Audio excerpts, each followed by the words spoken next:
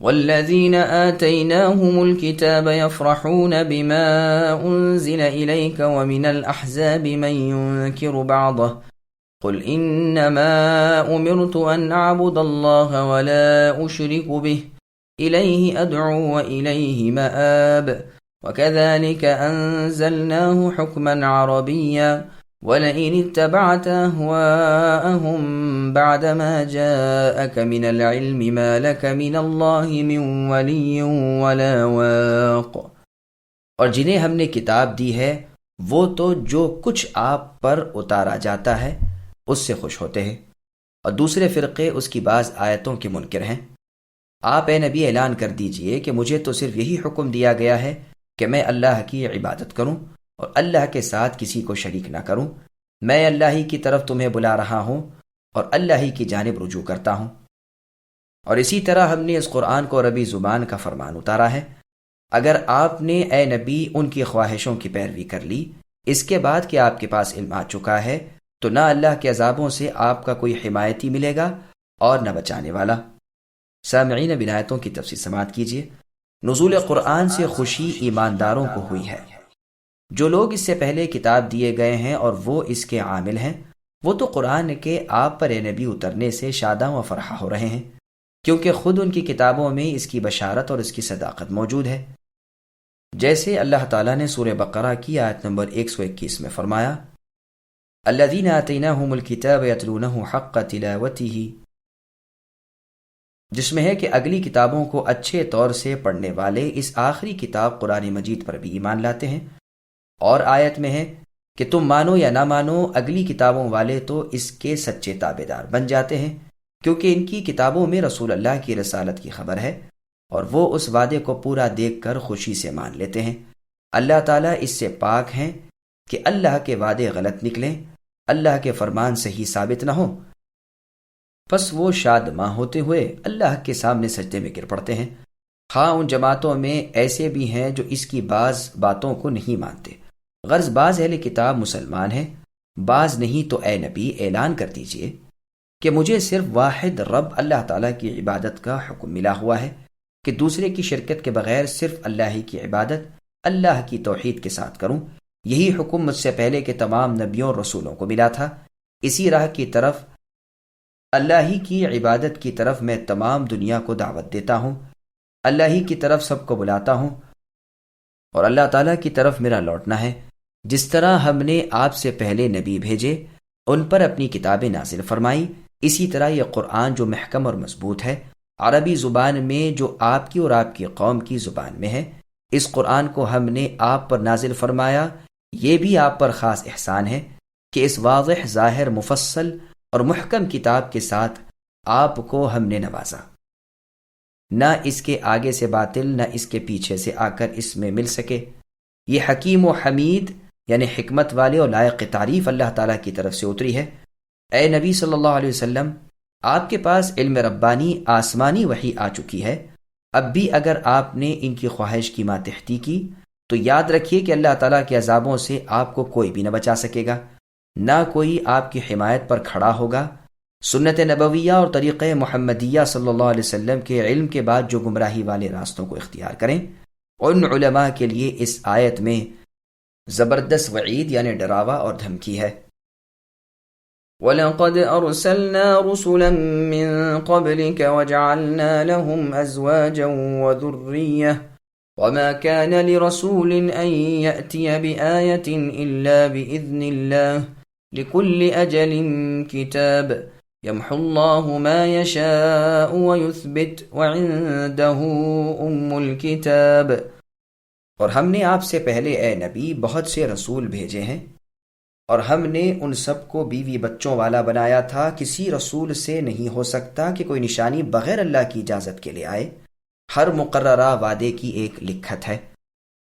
اللہ تعالیٰ جو چاہیں نابود کر دیں اور جو چاہیں ثابت رکھیں، لوح محفوظ اللہ ہی کے پاس ہے۔ سامعین، اب آیتوں کی تفسیر سماعت کیجیے۔ معجزات کا صدور رسولوں کے اختیار میں نہیں۔ ارشاد ہے کہ جیسے آپ باوجود انسان ہونے کے رسول اللہ صلی اللہ علیہ وسلم ہیں، ایسے ہی آپ سے پہلے کے تمام رسول بھی انسان ہی تھے، کھانا کھاتے تھے، بازاروں میں چلتے پھرتے تھے، بیوی بچوں والے تھے، اور آیت میں ہے یعنی سورہ کہف کی آیت نمبر 110 میں کہ اے اشرف الرسل، آپ لوگوں سے کہہ دیجئے انما انا بشر مثلکم یوحى الی، کہ میں بھی تم جیسا ایک انسان ہوں، میری طرف وحی الہی کی جاتی ہے۔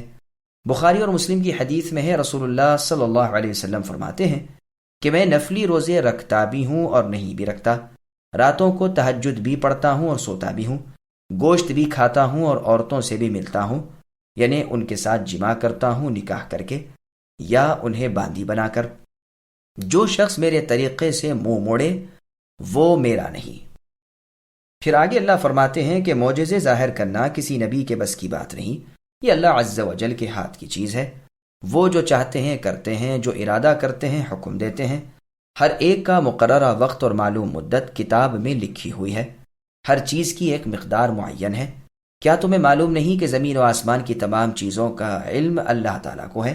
سب کچھ کتاب میں لکھا موجود ہے۔ یہ تو اللہ تعالیٰ پر بہت ہی آسان ہے۔ ہر کتاب کی جو آسمان سے اتری ہے ایک اجل ہے اور ایک مدت مقرر ہے، ان میں سے جسے چاہتے ہیں منسوخ کر دیتے ہیں، جسے چاہتے ہیں باقی رکھتے ہیں۔ بس اس قرآن سے جو اللہ نے اپنے رسول صلی اللہ علیہ وسلم پر نازل فرمایا ہے، تمام اگلی کتابیں منسوخ ہو گئیں۔ اللہ تعالیٰ جو چاہے مٹائے، جو چاہے باقی رکھیں۔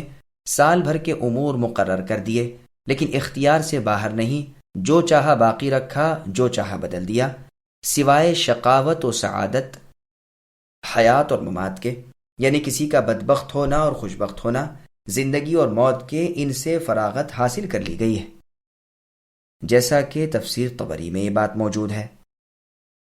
ان میں تغیر نہیں ہوتا۔ منصور رحمہ اللہ کہتے ہیں کہ میں نے مجاہد رحمہ اللہ سے پوچھا کہ ہم میں سے کسی کا یہ دعا کرنا کیسا ہے کہ اے اللہ، اگر میرا نام نیکوں میں ہے تو باقی رکھیے، اور اگر بدوں میں ہے تو اسے مٹا دیجئے اور نیکوں میں کر دیجئے۔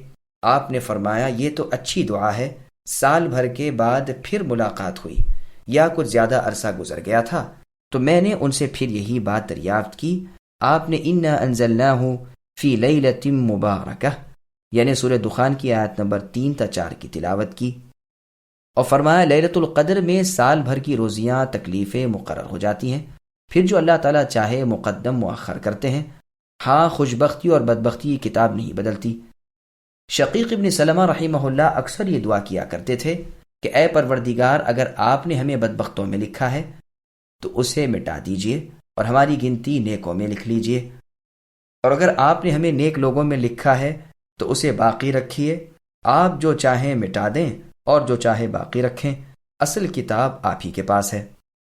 تفسیر ابن جریر طبری میں یہ بات بھی ہے کہ عمر بن الخطاب رضی اللہ عنہ بیت اللہ شریف کا طواف کرتے ہوئے روتے روتے یہ دعا پڑھا کرتے تھے، اے مالک، اگر آپ نے مجھ پر برائی اور گناہ لکھے ہیں تو انہیں مٹا دیجئے۔ آپ جو چاہے مٹاتے ہیں اور باقی رکھتے ہیں، اور ام الکتاب آپ ہی کے پاس ہے، آپ اسے سعادت اور رحمت کر دیجئے۔ ان تمام اقوال کا مطلب یہ ہے کہ تقدیر کی الٹ پلٹ اللہ تعالیٰ کے اختیار کی چیز ہے۔